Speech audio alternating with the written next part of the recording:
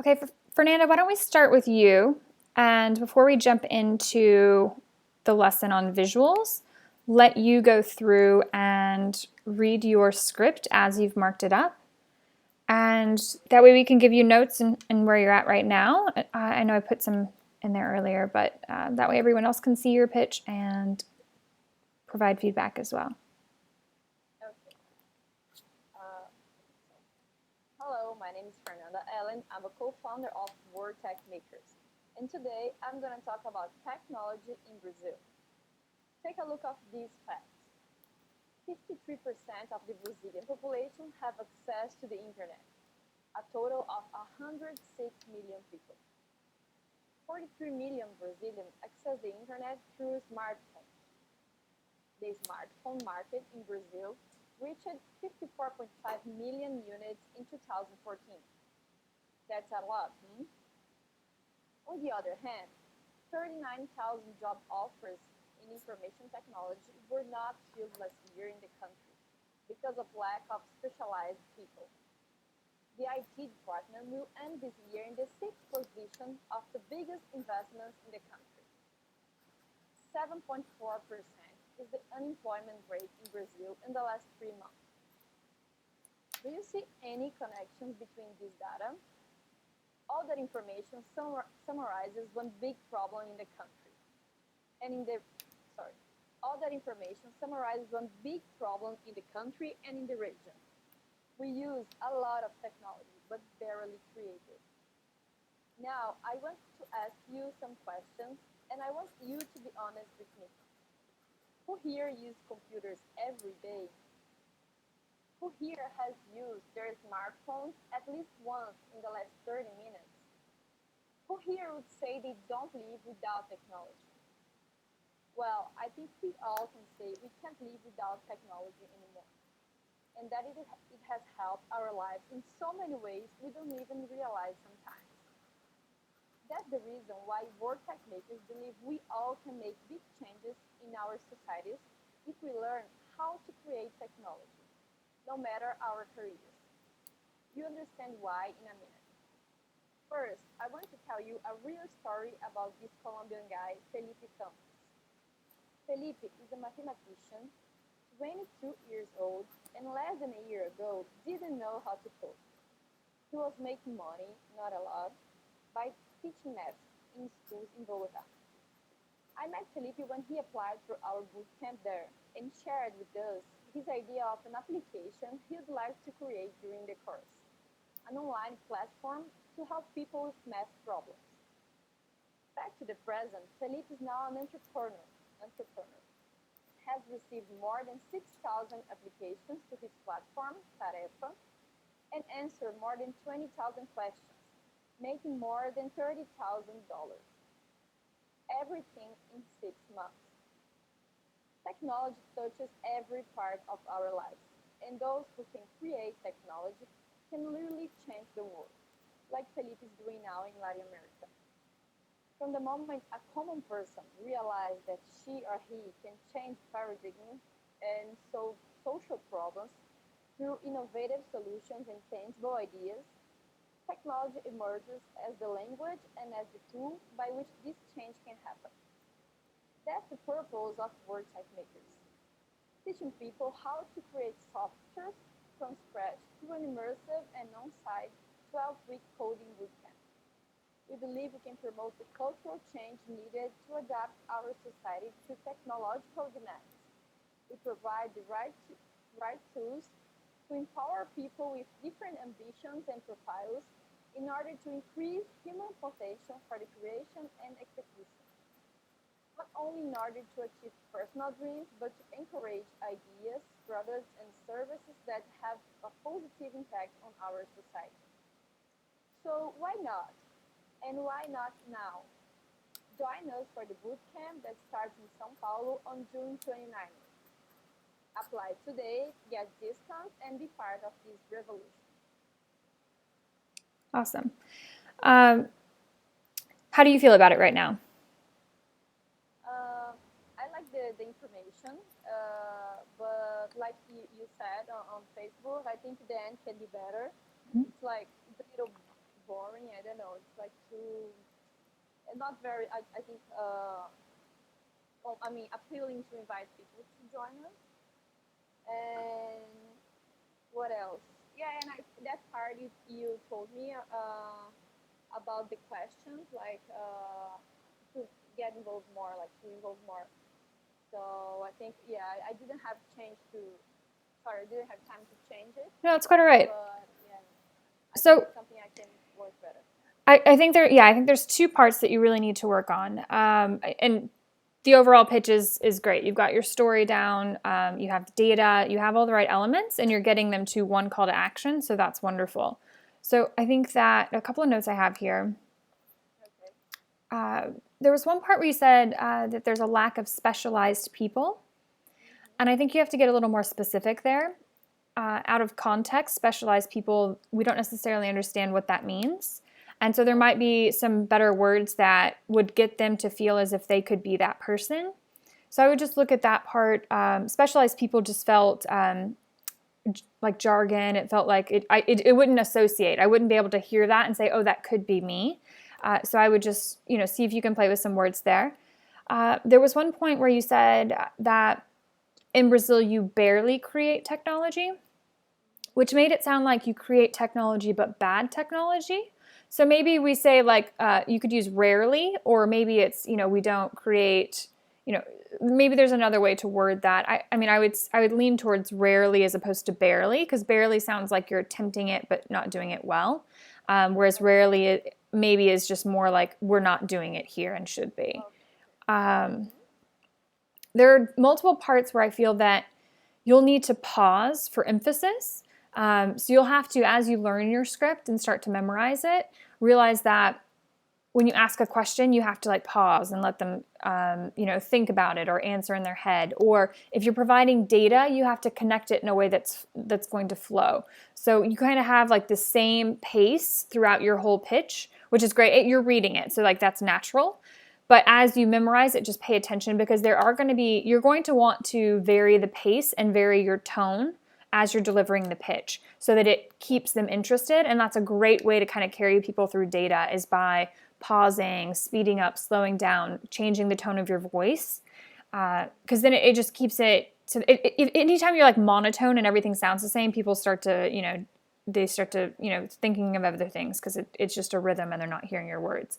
So particularly during the parts where you're delivering data, I would like you to pay attention to like where a good pause, or where a good point where you to like speak quicker, slower, higher, that kind of thing. Just kind of play with that. Just a little suggestion, certainly you don't have to do this one, but when you're introducing Felipe, you say, this Colombian guy, Felipe. And I think that when you say that before his name, it minimizes him. It makes him sound like he's just some guy. So maybe say, I want to introduce you to Felipe, a Colombian who, blah, blah, blah, blah. Because when you say this guy, I felt as if you were saying, oh, he's just somebody, like not important. Okay, so actually the reason why I wrote like this, I imagined the slides, so the presentation. Got it. So the idea is like to have a picture of him, for example. Yep. This Colombian guy, and then showing the screen. Yep. Felipe. But, that makes sense. That makes sense. I understand what you mean. Yeah, no, that makes sense. So as long as it's not like just this guy, and instead it's, this guy, that kind of thing. Got it. Okay. There was some part, you said something about ambitions and profiles, and at that part I have to be honest, you were using a lot of jargon right there, and I feel as if we need to clean that. That's a section that I would clean up. Do you know where you... Like boring, I don't know. It's like, I think it's good for someone that is reading, but not for someone that is watching the presentation. Yeah, you started around that point.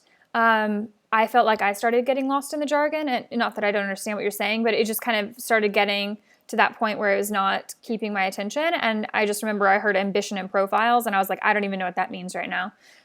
So just kind of go back through that section and see what you can do to kind of clean that language up. And then at the very end, I mentioned this earlier, but I think that it would be really powerful for you when you're saying why not, add why not you and why not now. So add that in so that it's not just why not and why not now, it's why not you. because you want them thinking, I'm going to sign up and I'm going to be a part of this revolution. And I think that like the questions at the end are very powerful. You just have to do a better job of associating it with the people in the audience. You have to say, why not you? Why not now? Why not join us? You know, so making it personal by using me, you, us, our, you know, kind of making it more personal. Okay. Yeah, no, it was great. Let's see if we have Arsmaris. Arsmaris, do you have a camera ready now, or do you want to wait to the end? Yeah. There we go.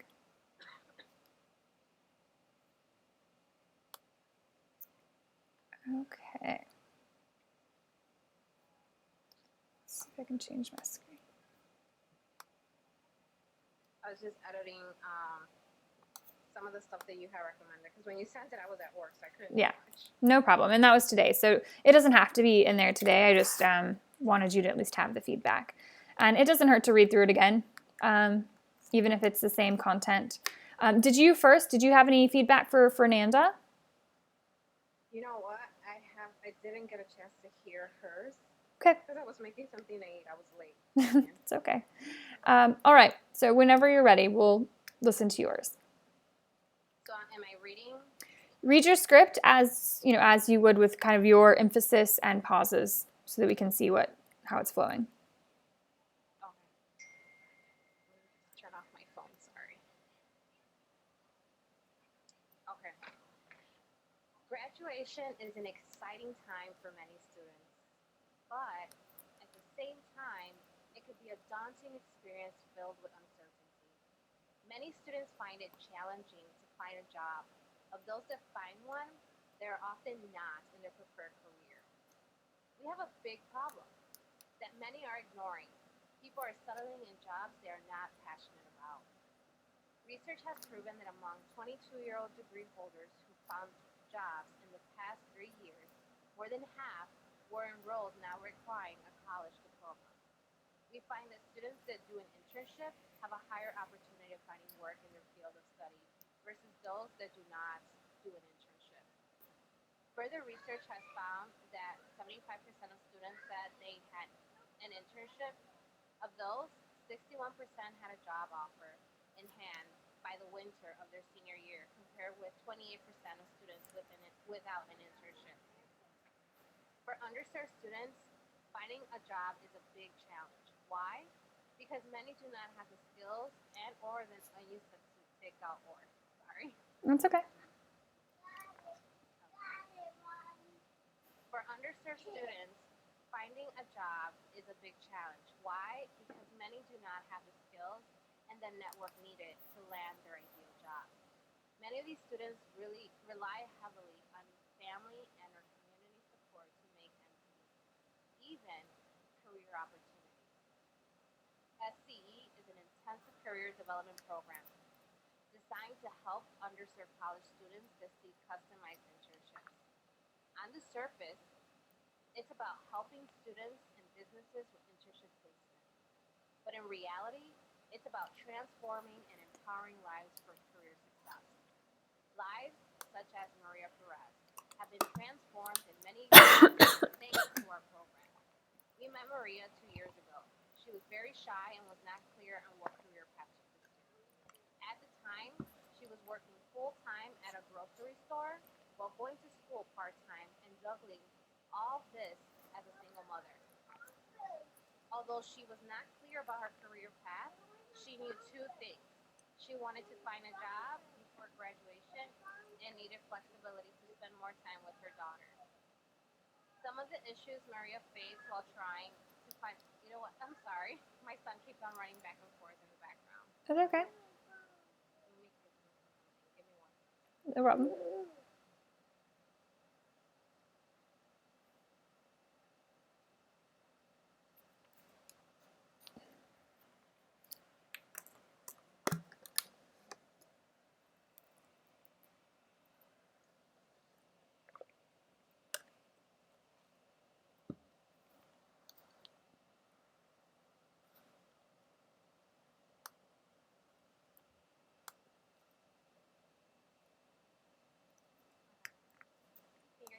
Yep. So I'm going to start where some of the issues. Yep. So, and I haven't made the edits that you suggested. That's okay. So some of the issues Maria faced while trying to find an internship are the following. It was hard for her to find time to actually search for an internship. Financial struggles. Wait, hold on. Actually, I got two points here. It was hard for her to find time to search for an internship. Financial struggles, which she was working full time in order to help her single mother make ends meet. Her mother did not want her to take an unpaid internship. Her school was not effective in helping her find an internship. She did not have a network to help her find an internship. She wasn't sure on what career path to pursue. She didn't know how to create realistic goals, and she needed a support group to help her with career advice.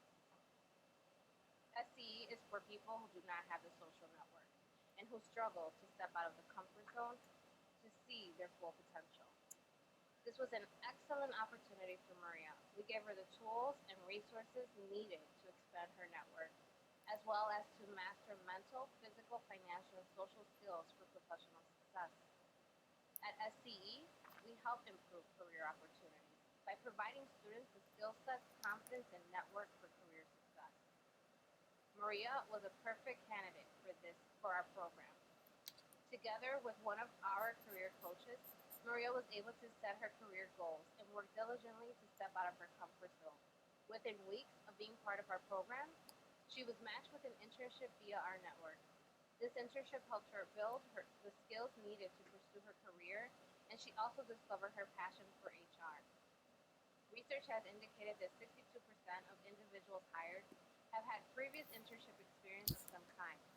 Because of SCE's guidance and support, Maria was able to obtain the experience needed to enter the workforce. In 2014, she was offered a job in her field, 1 year before graduation.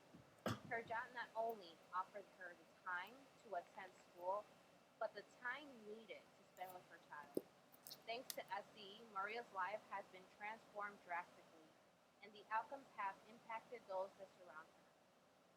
With your help and contribution, SCE will be able to help transform the lives of 30 more students by next year. Be part of our support team and help us build an infrastructure with enough personnel to help address the need of the students we assist yearly. Furthermore, help us create a student stipend that will help alleviate the burden of taking an unpaid internship. With your support, we can continue delivering well-prepared individuals for our community's workforce. So how do you feel about it? If it wasn't for my son, I could have focused a lot better. That's okay. But how do you feel about what you've crafted?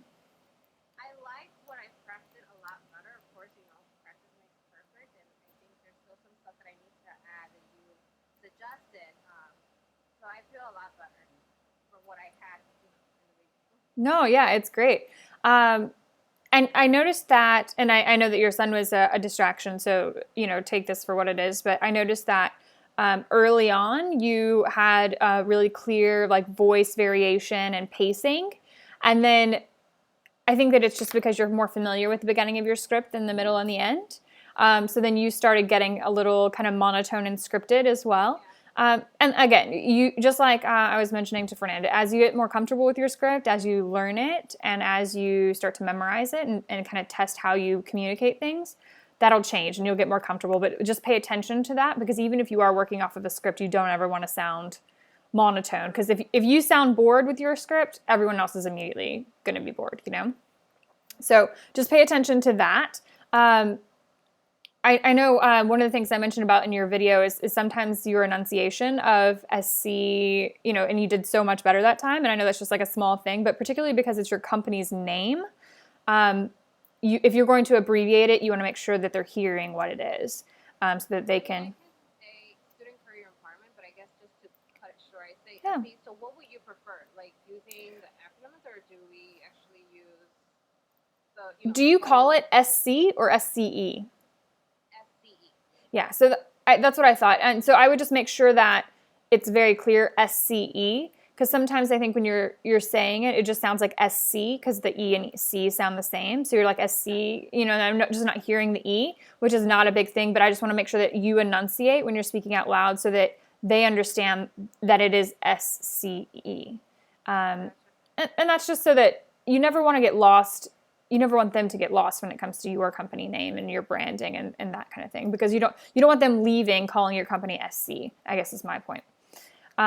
So not that important, but I just did notice that you enunciated clearer today than in your video earlier. So that's great. And then I think the story is solid, and you transition well into getting into your call to action. So I think that all of that is good. I'm trying to remember. There was something about the data. Yeah, you said to kind of reduce the data in the beginning.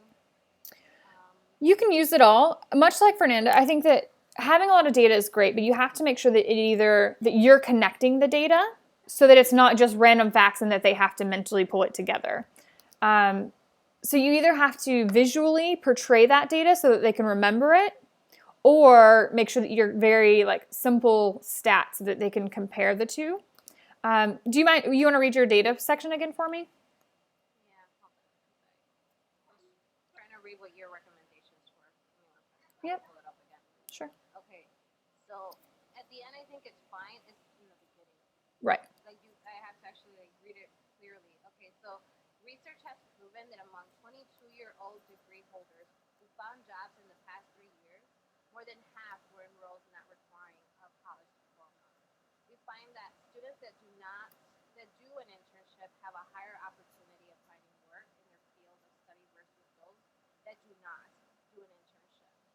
Further research has found that 75% of students that you see, that's where it kind of gets all. This is where it starts. Yeah, 75% of.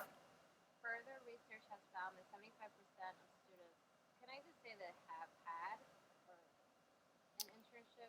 Because what the problem is it says further research has found that 75% of students said they had an internship. Well, and does it matter? I guess is my point. It's not. I think if it was shorter, it would probably help transition into the, of those, 61% had a job offer by the end of the winter of their senior year. So maybe instead of or by the time of graduation. Scratch further maybe, and so if you, I'm not sure how you phrase the sentence right now, but so what you're saying is 75% of all students have had an internship, and of those, 60 some odd percent were able to land a job in their career field. Is that what you're saying? Right. Okay, so that's simple. It's a lot verbally, but I think that if you visually portray, maybe you're showing a big pie and it's, or, however you show it, 75%, so it's, 3/4 of the circle, have had an internship.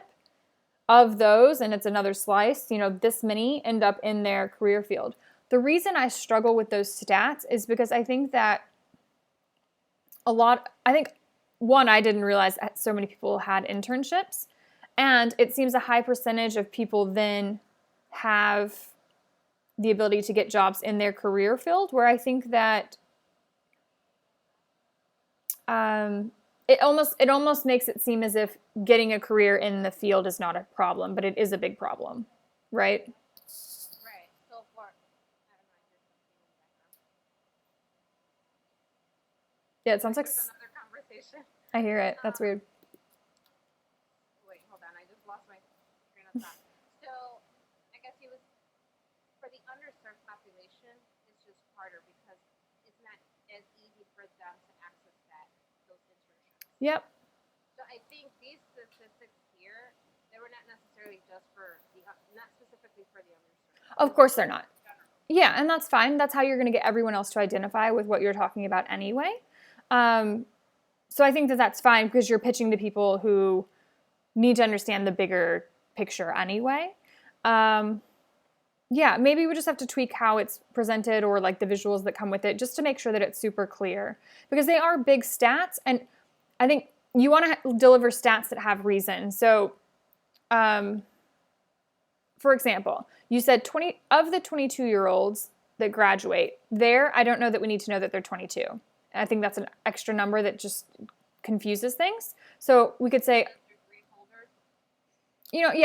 of college graduates, but maybe that's not fair because maybe people graduate when they're 30 and it's different. I don't know. But maybe we get rid of that number. But then you're saying that half of them did not get a degree or did not get a job in the field that they studied, right? Okay. So then you've made that point. You're saying, okay, people graduate and only half of them get a job in the career field. So then what's the point in the data that's delivered next? Is it reemphasizing the same data with different numbers? Because that's what I kind of...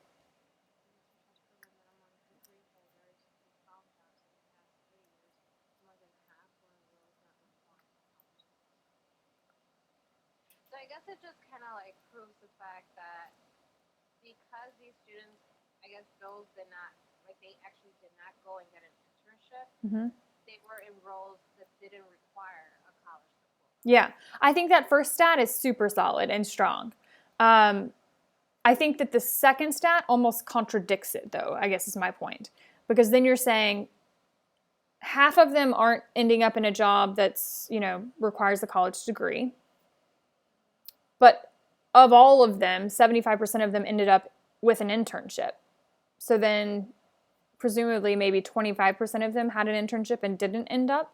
Do you see how your data, like the data doesn't line up? Because then you were saying 60-something%.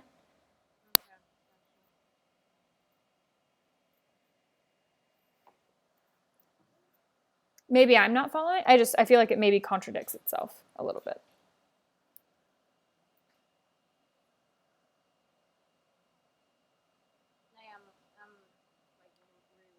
Yeah. Well, just take a look at it and just see like how, like what the point of the data is. Not to say that any of that's not valuable. I think next to each other, I think I get lost because I try mentally to follow. So I'm saying, okay, half of them didn't get a job that was, worth their college degree or leverage their college degree. And then I'm like, okay, 75% had an internship. So that's like, 25% of the ones that didn't get a job still had an internship and didn't get a job. And I'm like kind of doing that simple math, but then that 60% number comes out of nowhere. It doesn't seem to line up with those figures. And it's because there's different studies that you're quoting, and I get that. But I think that it makes it harder to follow and to like make an impact with the data. Because it's not an easy to understand with the two numbers together. So it might be that, maybe we switch the order. That might be something to consider. Like 75% of, college students are graduating with an accepting an internship. Of those that accept an internship, the success rate is blah, blah, blah, blah. Altogether, half of the students are not. But if they were to have an internship, that would increase that stat. Maybe it's we flip them so that you're starting with what the internship does, and then without it, what it doesn't. Play with that. Yeah. So I just think that we need to clear out that data and make sure that every piece that we're using is super valuable and that it comes together to equal one big picture. Gotcha. Yeah. All right. Let's see here. Okay, it doesn't look like the team is online, so that's good. All right. Are you guys good for now? You want to jump into visuals for a little bit? That's fine. Okay. Here we go. I'm going to turn this off for a bit.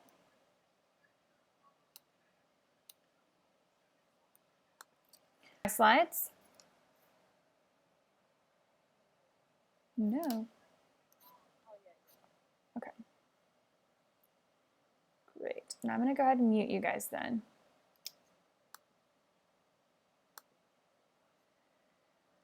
Okay, so today we're talking about visuals. So we're going to take those scripts and your pitch decks and build visuals, your PowerPoint presentation or whatever tool you choose to use to support what you're saying, what you're presenting. And so today we just did a little bit of a warm-up and reviewed your scripts, but we'll cover why your deck matters. We'll go over some principles of quality pitch deck designs. I'll share a few examples with you, and then we'll wrap up for the day. So we already did the warm-up and review. I appreciate you guys sharing where you're at with your scripts, and we'll continue to do that. I think every week going forward, we will want you to record yourself, and we'll want you to be prepared to share your script in class before we get started. It's just very important for you to get practice saying it out loud, and so I'll look for those videos this week and every week going forward. So to start here, I'll unmute you all. I would love to hear, what you think are the biggest problems and challenges with pitch decks. So when it comes to pitch decks, what do you feel is the biggest challenge or the biggest problem that you'll approach?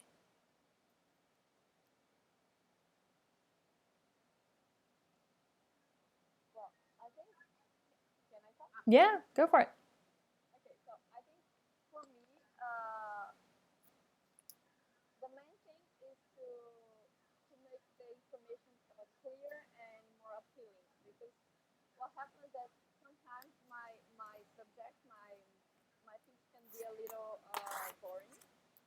So I have this challenge to make it more interesting. So, because I know that for people that are into technology, it can sound nice either way. But for people that are from other areas, or I don't know, maybe they cannot understand what I mean. Especially because if I think about Brazil, boot camps here are not popular. So I need to make very clear about our product and what we do and how this is like so amazing. Yeah, so your pitch deck could help show and kind of like support what you're doing and make your message a lot clearer. Absolutely, it can. Yep. And the idea is like I think I can have many I don't know graphics and pictures and things in the presentation Yep. that may bring the public more closer to my message. Of course, of course. Yeah, so it can be a huge benefit in terms of supporting, making your message clear, helping drive the emotions that are present in your pitch deck. But what happens a lot of the time is that the pitch deck becomes less of a support, less of a benefit, and becomes more of a distraction or a challenge or problem with the people who are presenting it. And I think that there's three reasons that is, three reasons why I'm going to require that your design be better than average. Three reasons for you to enhance your design of your pitch deck. That's what we're going to go over today. I think that much too often there's too much content on the slides, and too much content can distract your audience. If it's a lot of words, often they're going to try to read ahead instead of listening, and we really can't read and listen at the same time. So keeping your content simple and minimal will drive attention to you and what you're saying. And so you want to just keep it super clear, to the point. Visuals, I can't stress enough how much visuals can be powerful as opposed to a lot of copy. I will tell you right now that if I see a slide like this, we will be having a long conversation, because this is absolutely not the direction you need to go. This is boring. People aren't going to listen to you. They're reading it and they're thinking, oh no, like, are we really going to cover all of this? And it doesn't support your message. It doesn't set the right tone. So absolutely not. We are not going to have too much content on our slides that distract from our speaking and our message. Second, bad designs can portray your business as out of touch. If you have dated designs and graphics, they assume that you aren't up to speed, you don't know the latest technology, you don't know trends, that you're not going to be able to communicate and relate to your audience, right? So if any of your slides have anything that looks like this, again, no good. We want modern, unique, and creative designs, and we want them to portray your brand as forward-thinking and innovative. So we want to be careful with using templates and cheesy graphics. Next, I think that all too often in pitch decks, complicated charts and graphs you think that it's like, oh, I've done all this number crunching and my investors are going to be so impressed because I have all this data.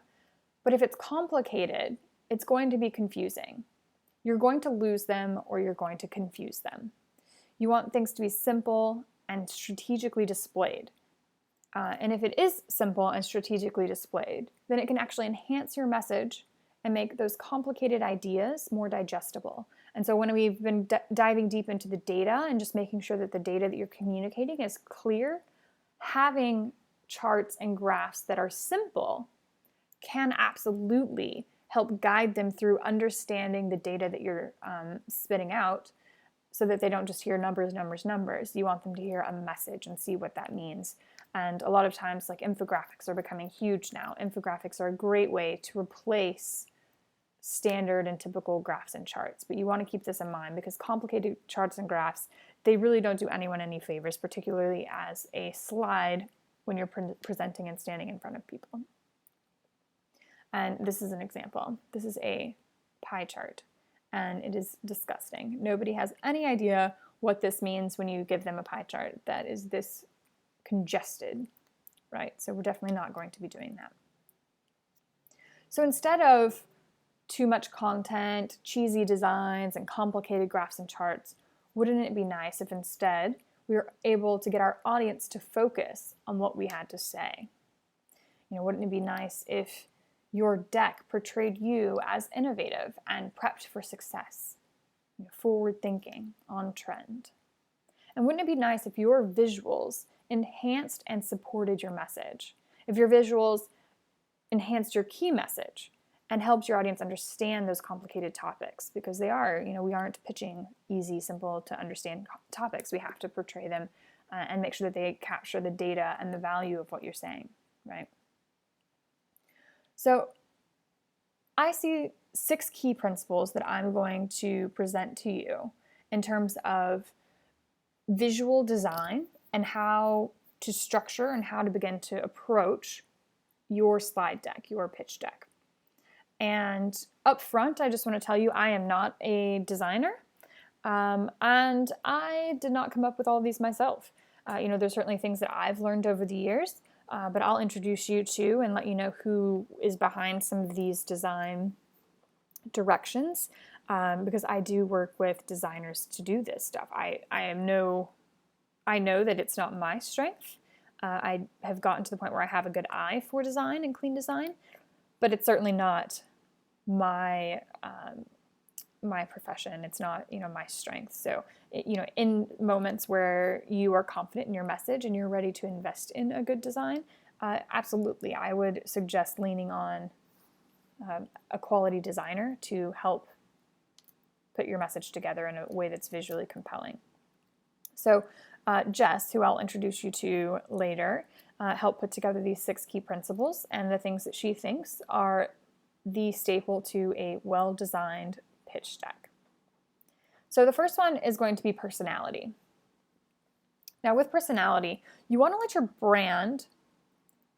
brand's personality really resonate through the visuals, through the flow and the copy, right? You want to incorporate photos, illustrations, charts, visuals that back up your talking points, but yet demonstrate your brand's personality. And so you want to keep that in mind. You don't want it to contradict. You don't want to be speaking to a bunch of banks with neon colors and trendy images. You don't want to be speaking to a bunch of technology people with a bunch of blue financial data, right? You have to stay on personality, on brand, and keep that in mind while designing your deck. Next up is consistency. You want to keep the visual branding consistent throughout the presentation. You want to create a look and a feel for your presentation and just use it consistently from beginning to end. It is so much easier to do that than to try to recreate a consistent and on-brand visual for every single slide. So just have a consistent look, some sort of template that you start with, and then build from there. So consistency, super important. Next is simplicity. You want to keep the design simple. If you simplify the design and the information so that your audience can focus on your key message, then it will reduce the odds of them being confused or distracted. So again, we've talked so many times about just clear, simple graphics, just a few words. Keeping it that simple allows you to communicate and to keep them listening while allowing your visuals to support and lift up your message. Now, a couple things here on simplicity.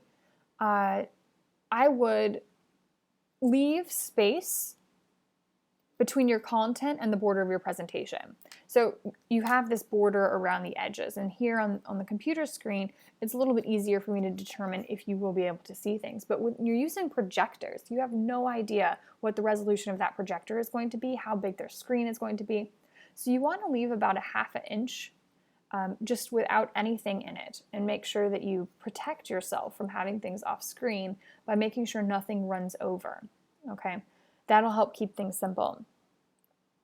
You want to keep them simple so that your viewers are focusing on the points rather than getting lost in like heavy text, right? So we talked about like the first problem is people just tend to put tons and tons of copy. But you can use it and you can put text on the slide. Just be very, very intentional in terms of what copy you put on the slide, right? I also would say you want to avoid applying things like transitions and sounds and effects. They can be used well, and sometimes they can support your message. If you have, words flying in for a bullet list, fine. I completely remove them. If I have slides where I'm working and building on top of them, I actually create different slides for every single motion and remove any possible animation. I don't trust animation, and I think that a lot of times it looks super cheesy. So if it was my slide deck, and if you were to take my word, I would say absolutely no sounds, absolutely no effects.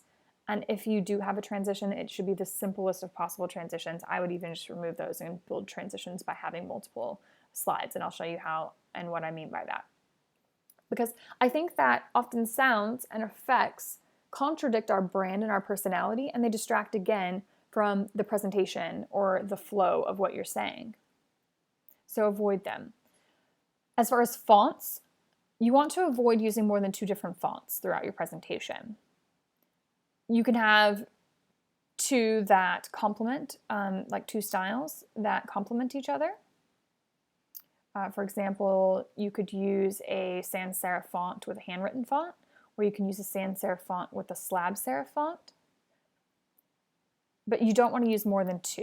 If you need to, you can choose a different style and say one of those you could, stick to the 2 fonts, but maybe you actually lever the bold or the italics or capitalization, but no more than 2 fonts in your presentation. And typically you're going to use one of those for titles, things like that, and then one for subtext, smaller things that you're writing.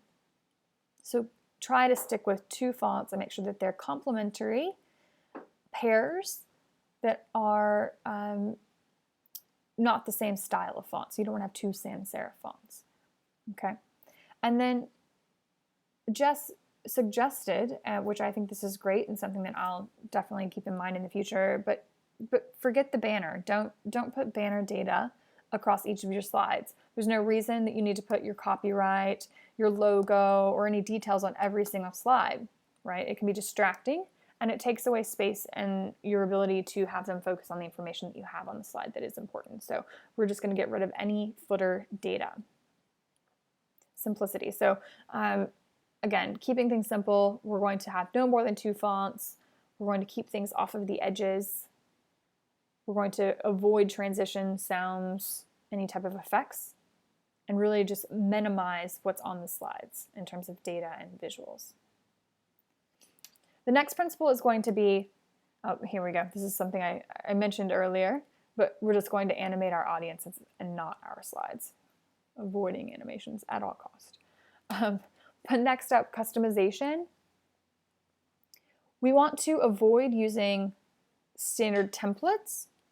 In most cases, people can tell when you've used a standard template. Now, it's a great place to start, and as this week when you're creating your first one, if you need to just pick a template and build on top of it so that you start to just brainstorm and put the data together and kind of get a feel for what you want to present, that's fine. But once you have your content finalized in terms of what you want to have visually displayed on the screen while you're pitching, consider creating or having someone create something custom that suits your brand and is specific for the needs of your deck. Oftentimes, templates either look too familiar or they're too cheesy. Now, with customization, again, I'm going to reemphasize, you want to avoid cheesy stock photos. We want to avoid standard clip art.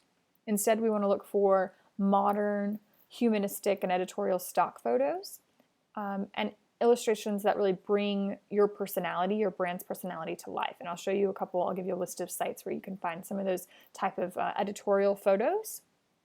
And you can even take your own photos, use photos from your own events, or if you've taken photos of your customers, created icons for your website, things like that. Try to make it consistent with your brand and more personal. Now, when using photos, make sure that they spill off the edge of each side of your slide. You don't want them to be within, or the boundaries of the picture to be within your slide. You really want to, if at all possible, make sure that they take up the entire slide and kind of spill over. And that really causes your image to pull forward, to shine. And then you can put simple messages or statistics on top of those photos. But you have to make sure that they're readable. And in order to do that, you can apply either a filter to the image or add a drop shadow to the text. So as an example here, this was a photo taken, but I applied a filter on top of it to give it this sketchy look and to allow my text to really pop forward. So you can apply a filter, or you can add a drop shadow to that font to allow it to come forward.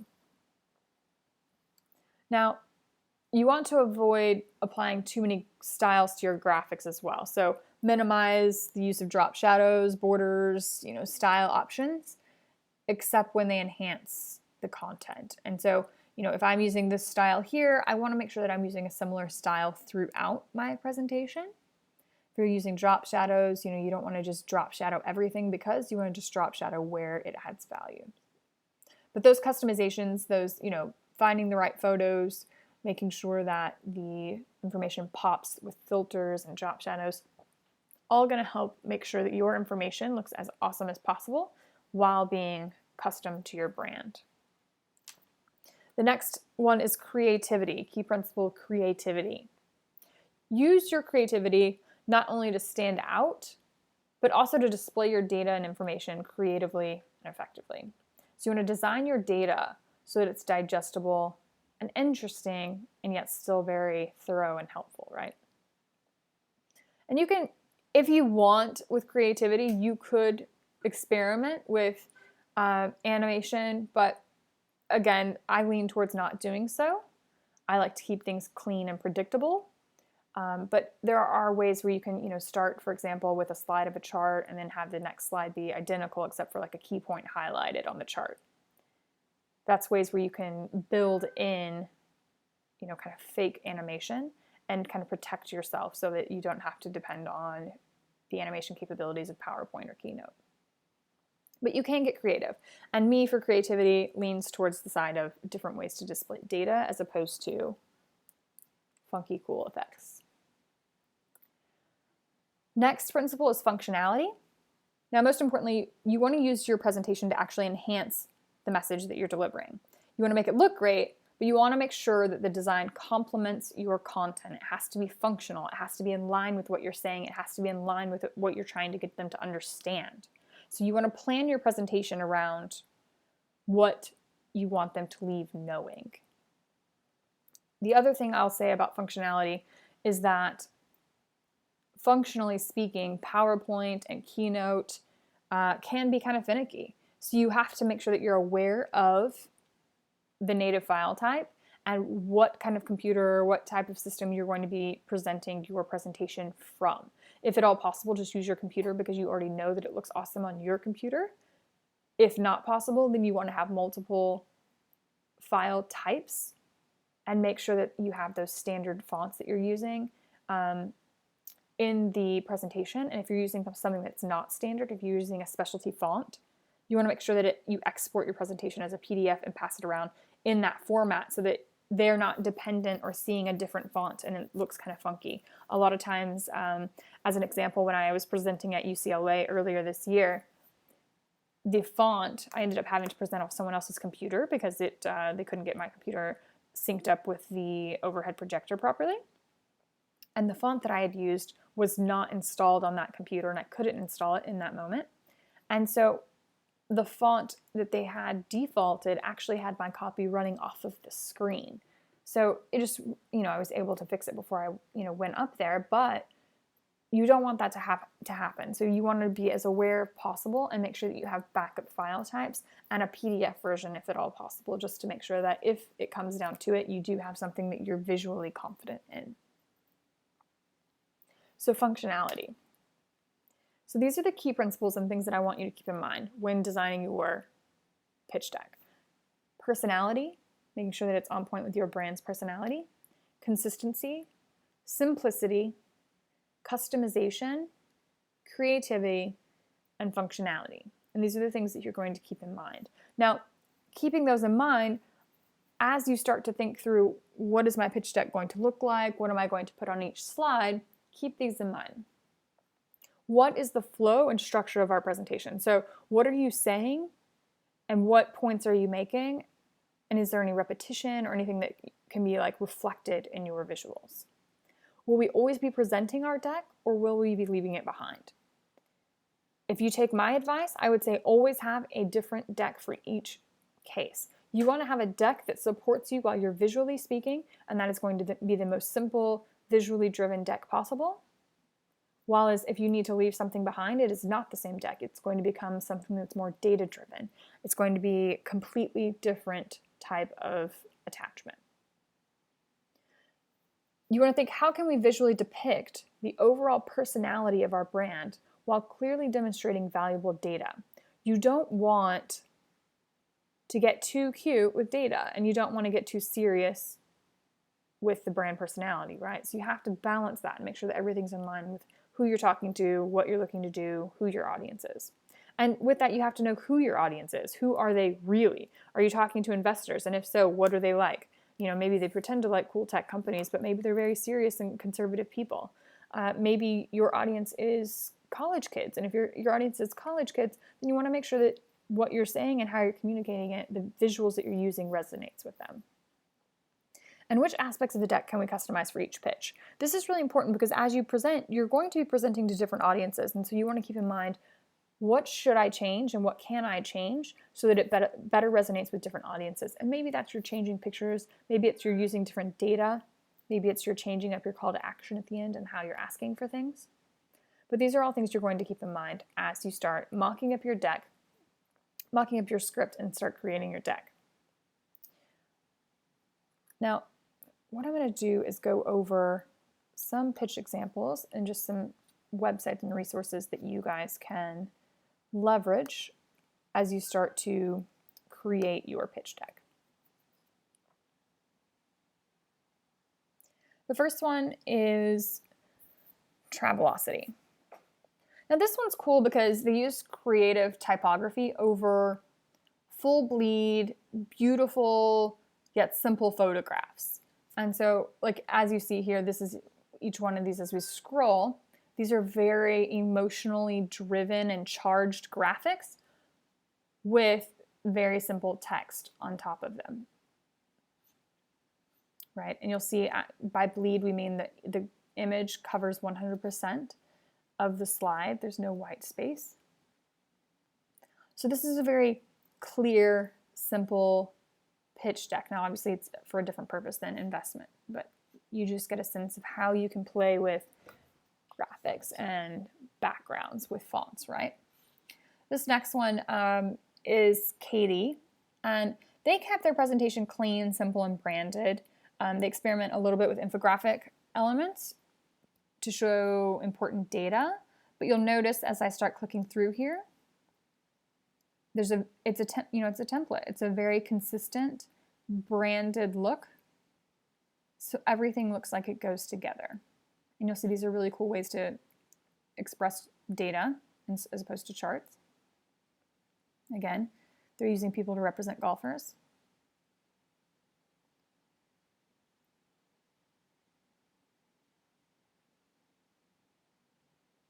Very clean, branded, in line with golf personality, right? Next up, I have Tourist Eye.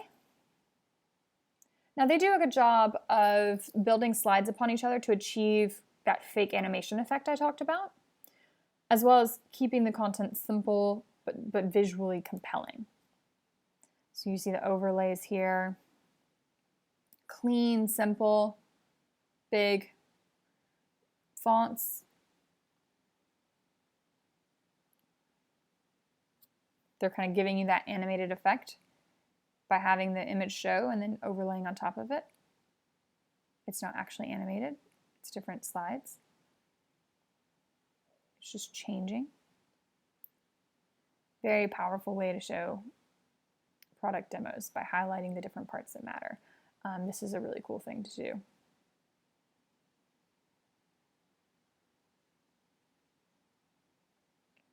So very cool deck there. Next up we have Dwala. Dwala actually landed, they raised $16.5 million in funding with this deck. It's a little wordy. I think it's kind of one of those that they probably passed around a bit. So a little wordy, don't really want this many words on your deck, but it is well branded and it uses custom flowcharts, maps, and some other really cool visuals. So you'll see as we click through here.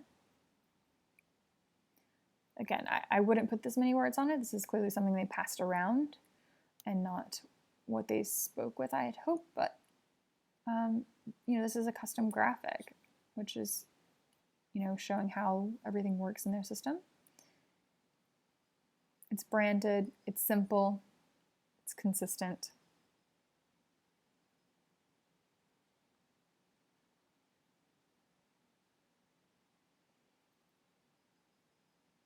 Yeah, so they raised $16.5 million with this deck. So it hits all the right points, but I would say if you're pitching in front of people, have less copy because you're not going to want them reading this. And last we have Kickfolio. Kickfolio's deck is beautiful, it's simple. It brings in custom quotes and incorporates their product screenshot, kind of like a real world imagery, see? So it looks as if someone's using their app.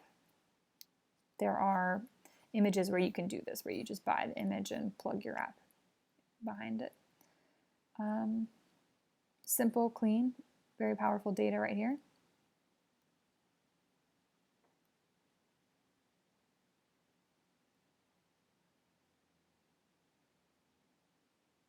That's a simple chart that works. Not only did they chart it, but they made sure that they pointed out what was important.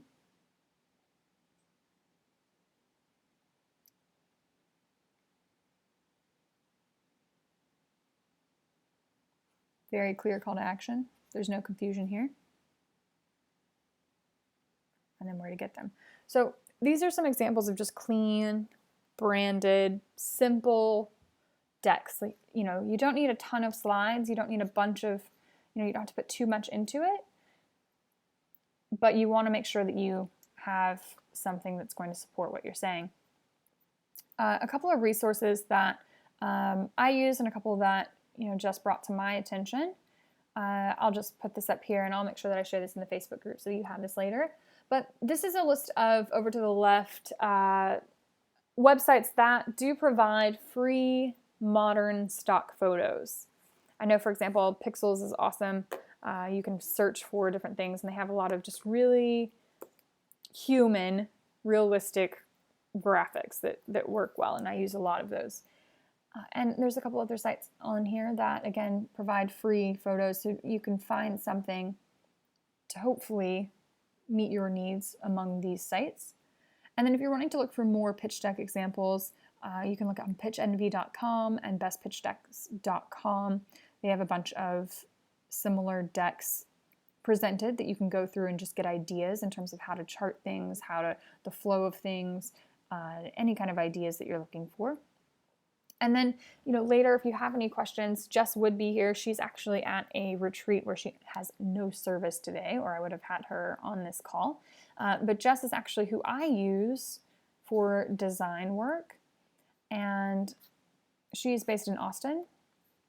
This is her website. It's heyjess.com if you want to check it out, or I can connect you if you get to the point where you want someone to help you with your visuals. She's all about it, and she is a partner with Pitch Training Camp, and so she will definitely give you a great deal if you're looking to get a branded presentation. And she was the one who put together a lot of these key principles for me and made sure that they were on spot, because as I said, I am not a designer by trade.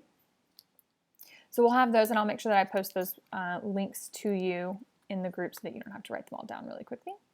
And then before we get back to see if you have any questions, this week what I'd like you to be able to do, and I'll go ahead and unmute you guys, is to take your script, continue to mark it up with slide ideas. So you want to take your slides or your deck, and much like we marked up with emphasis and pauses, kind of start getting an idea of what you think could visually represent each statement that you're making, and kind of get a feel for what slides you need. Create a PowerPoint or Keynote, and you don't have to, start by just putting notes underneath each slide. Like, this slide is going to be about blank. This slide's going to be about this data. This slide's going to be a visual that shows a student. This is going to be a picture of Felipe. Whatever it is, create that template and then start designing it and share it with us with how far you come this week. So this week is one of the more intensive weeks. It is going to take you quite a bit of time to create that visual deck, but you do need to make sure that you get it done and share it with us this week.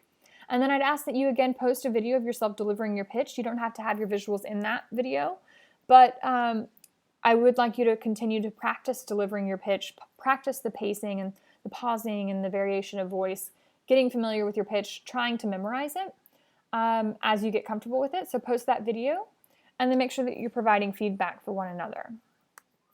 Now, any questions? Any thoughts so far for visuals? Questions about decks? So you want us to post our... Sorry, go ahead. Sorry. So you want us to post our video pitching, and then do you want us also to post our PowerPoint? Yep. Yes.